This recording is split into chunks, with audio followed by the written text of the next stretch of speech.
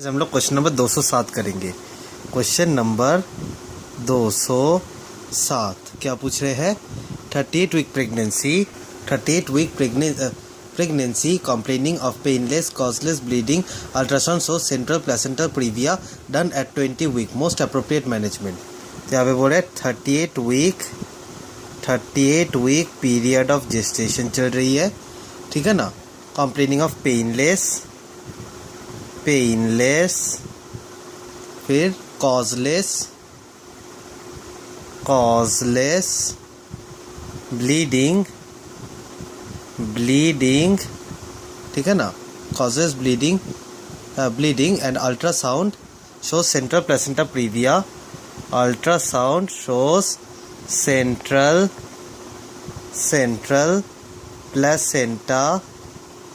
Placenta previa at 20 week, एक minute, at 20 week, ठीक है ना, which was done at 20 week and most appropriate management। तो management कैसे करोगे? Option 1 LSCS, option 2 induction of labour, option 2 induction of labour, option 3 एक minute repeat ultrasound, option 3 repeat ultrasound, या option 4 blood transfusion, 38 week pregnancy, painless causeless bleeding, ultrasound shows central placenta previa at 20 week, management is LSCS, induction of labour, repeat ultrasound या blood transfusion. And the right answer is repeat ultrasound. एक बात याद रखिएगा, पिछले बार हम लोग जो question में पढ़ा था वेट एंड वॉच और डेक्सामेथासोन देंगे, तो रिपीट अल्ट्रासाउंड की जगह और एक ऑप्शन दिया गया था, वो था तुम्हारा wait and watch and tocolytic agent. लेकिन टोकोलिटिक एजेंट हम लोग नहीं चला रहे होते हैं, ठीक है ना। कॉन्ट्रैक्टेड यूट्रस में टोकोलिटिक एजेंट नहीं चलाते हैं। क्वेश्चन नंबर 208 देखेंगे। Question number 208, in gravid women with placenta previa the following fetal complications are known to increase, select the correct answer from the code below, ठीक है ना। तो placenta previa,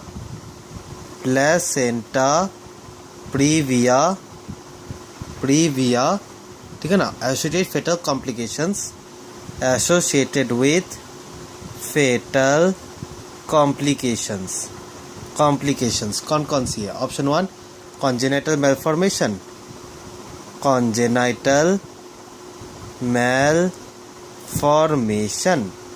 option 2 intrauterine growth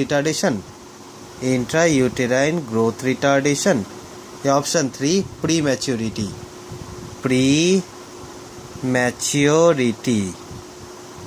ठीक है ना। And the right answer is 2 and 3 only, IUGR और pre maturity. Question number 209 देख रहे हैं। Question 209, the commonest type of placentation in monozygotic twin is, most common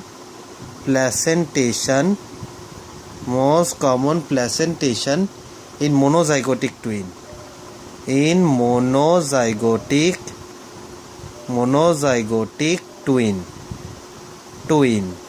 कौन सी होती है? Option 1 diamniotic monochorionic,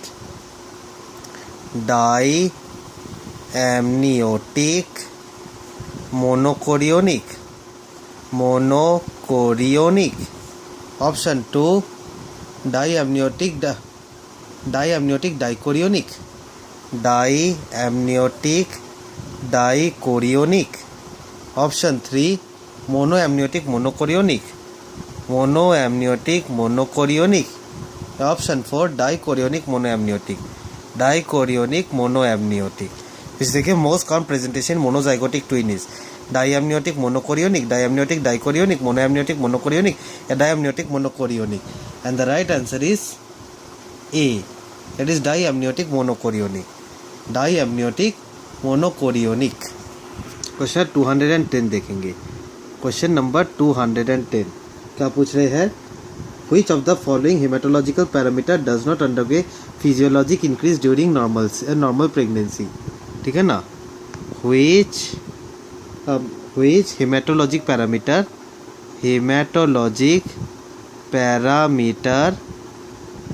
don't increase in pregnancy, don't increase normally in pregnancy.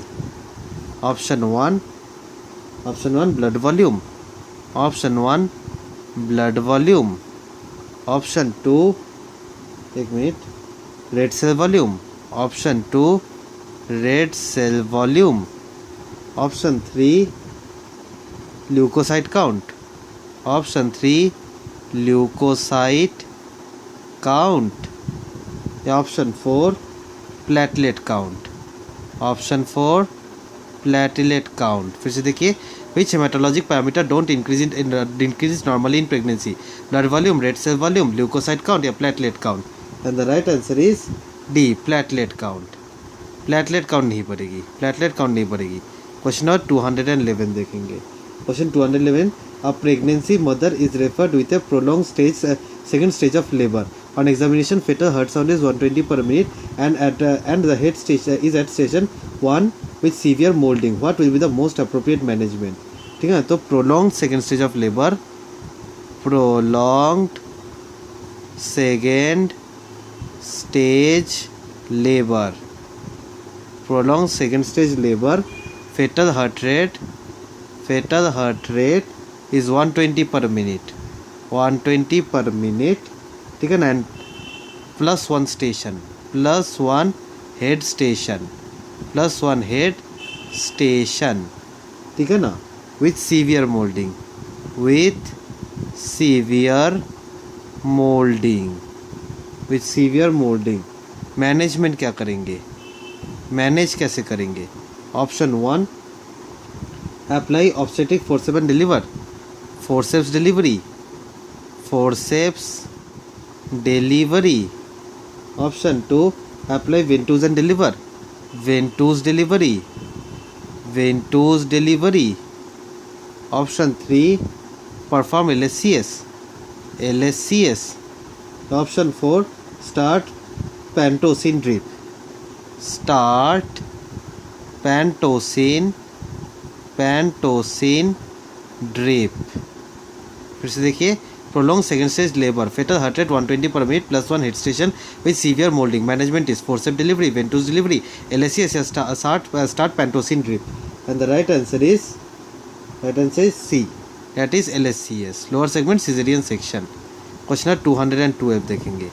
Question 212 पूछ रहे, the relationship between denominator and quadrant of pelvis is called, relation between denominator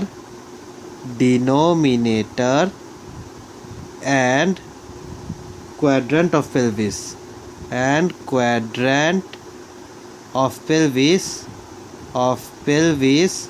is known as option 1 presentation, option 1 presentation, option 2 presenting part,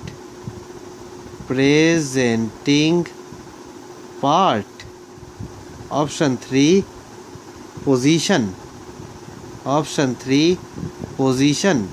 option 4 attitude,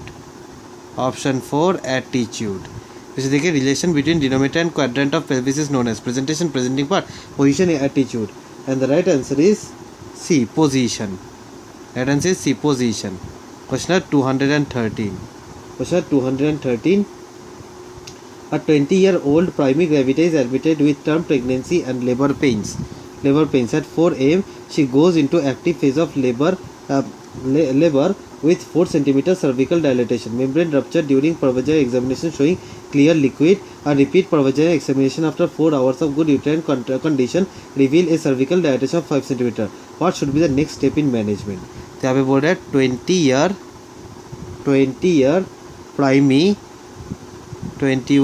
primary, ठीक है ना, is admitted with term pregnancy and labor pain at 40 week with labor pain, उसको admit किया गया हुआ है at 4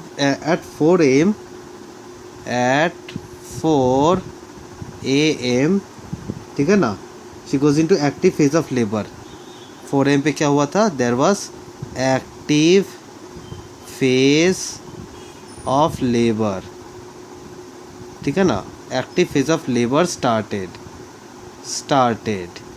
ठीक है ना, with 4 centimeter cervical dilatation, then 4 centimeter cervical dilated, 4 centimeter cervical dilated, membrane rupture during pervaginal examination, membrane rupture in pervaginal examination, ठीक है ना, showing clear liquid, showing clear liquor, repeat pervaginal examination, repeat pervaginal examination after 4 hour,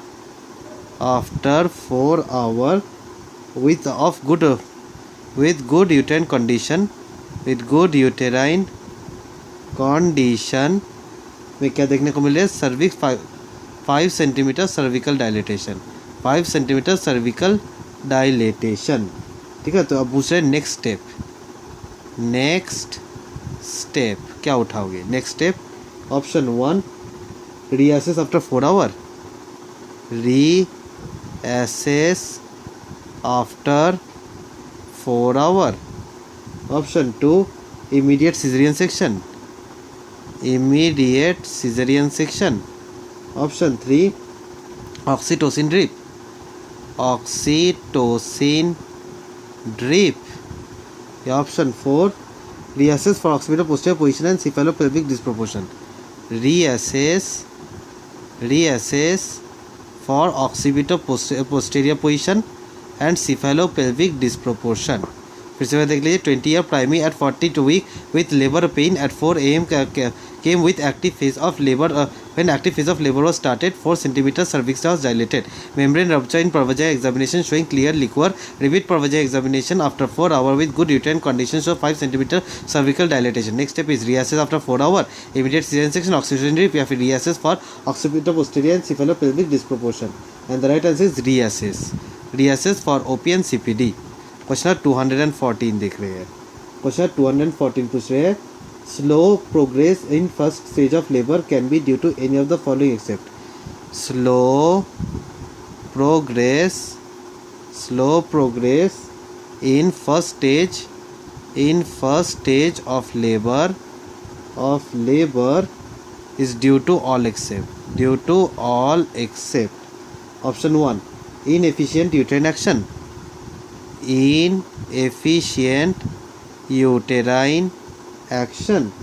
option 2 malposition, option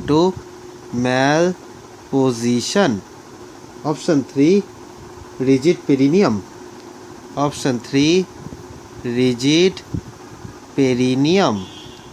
या option 4 cephalopelvic disproportion.